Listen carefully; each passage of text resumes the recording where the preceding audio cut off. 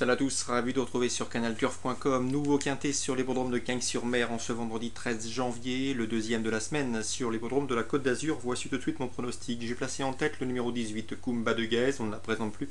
Cette jument de qualité, elle effectue les placements dans le sud-est pour ses engagements favorables au plafond des gains. C'est la jument de classe du lot. Elle possède et de loin les meilleurs titres. Elle sera déférée des 4 pour l'occasion. Cela va également lui faire du bien de changer d'horizon et de quitter Vincennes. Seul bémol, ce n'est jamais facile de rendre la distance sur cet anneau, mais en classe pure, elle a largement les moyens de le faire, d'autant que Jean-Michel Bazir, son entraîneur, se déplace pour la piloter, donc c'était une candidate aux premières places. Je lui opposerai surtout des concurrents du premier échelon, le 5 Rapide du Bois, qui vient de prouver sa forme en s'imposant sur cet anneau. Il sera de nouveau confié avec Raffin, un cheval qui aime courir caché, qui possède une belle pointe de vitesse finale. Rien ne s'oppose à une confirmation. Le 9, Kilian Joyeux, lui, il trotte généralement aux avant-postes et il fait face ici à un bel engagement au premier échelon. Franck Harel a préparé cet objectif depuis pas mal de semaines. Il s'attache les services de Mathieu Abrivard. C'est également un candidat prioritaire. Le 7, Staro Colcara, attention à lui, c'est un cheval qui aime prendre la direction des opérations. Il est dur à l'effort. Il est aussi bon gaucher que droitier. Je pense que si Robert Berg effectue le déplacement pour le présenter, mais également pour le dériver, il faut s'en méfier. C'est à mon avis un bel outsider. Ensuite, j'ai retenu numéro 4, Quattro Écu, la forme et l'efficacité des frères Martens. Quattro Écu me semble barré pour le succès, mais avec Christophe Martens au sulky, il peut parfaitement intégrer le quintet gagnant. Attention également au numéro 13, Striking Action, un cheval qui possède de solides références dans les quintets, que ce soit sur les parcours réduits comme ceux de tenue. S'il peut se faire ramener sans faire trop d'efforts, il devrait finir vite et prendre une belle place. Ensuite, j'ai retenu le numéro 8, Vini Vidi Vici Joe. Le cheval est en forme, il ne manque pas de références, notamment en Allemagne où il est entraîné, mais également en France, donc attention à lui. Il peut parfaitement confirmer sur l'anneau azuréen. Attention également au numéro 3, Oran. Il a pour lui d'être brave, régulier, maniable, il fait toutes ses courses. Il semble qu'il y est meilleur que lui dans cette épreuve, mais une place peut lui revenir à la faveur de quelques défaillances. 18, 5, 9, 7, 4, 13, 8 et 3.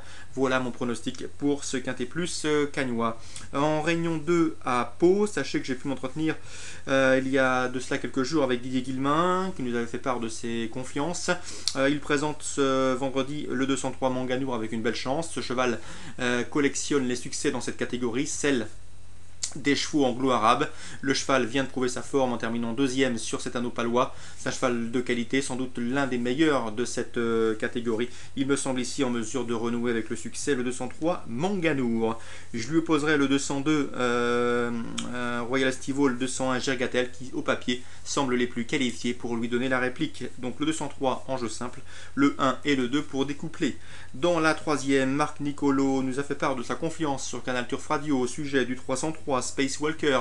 Le cheval n'a pas été monté au mieux de ses intérêts la dernière fois. Il faut impérativement le courir caché. Ici, Marc Nicolo est confiant pour voir son élève et son pensionnaire terminer à l'arrivée. Je lui poserai le 1 Divapour qui n'a pas manqué ses débuts en haie pour s'imposer sur ce parcours. Le 302, à savoir Goodbye My Lover qui m'avait bien plu en débutant en haie pour se classer 3e à Anguin. C'était début novembre. Attention également au 304 Zebio, un cheval perfectible. Il avait montré de la qualité en plat. Il semble se faire assez vite en cheval d'obstacle. Donc il peut parfaitement bien faire. En résumé, haut de tableau dans cette troisième, 303, 301, 302, 304. Et on termine par la cinquième avec l'information fournie par Thierry Lemaire. Il est agréablement surpris de la performance du 508 Turf de Solzen la dernière fois. Le cheval l'a bien fait, se montrant très courageux, faisant un truc d'après ses dires. Ici, le cheval est en mesure de confirmer, selon lui, sur le steeplechase. Il sera encore mieux sur les gros obstacles. Le 508 Turf de Solzen pour une confirmation. Au papier, je lui opposerai le 502 Tripolo, qui avait bien gagné début novembre sur l'hippodrome d'Angers. Un cheval qui a priori possède de la marge. Le 504 Thermidor, qui vient de prouver sa forme sur cet anneau palois, semble lui aussi en mesure de bien faire. Je sais que François Nicole l'aime bien ce Thermidor, c'est le 504.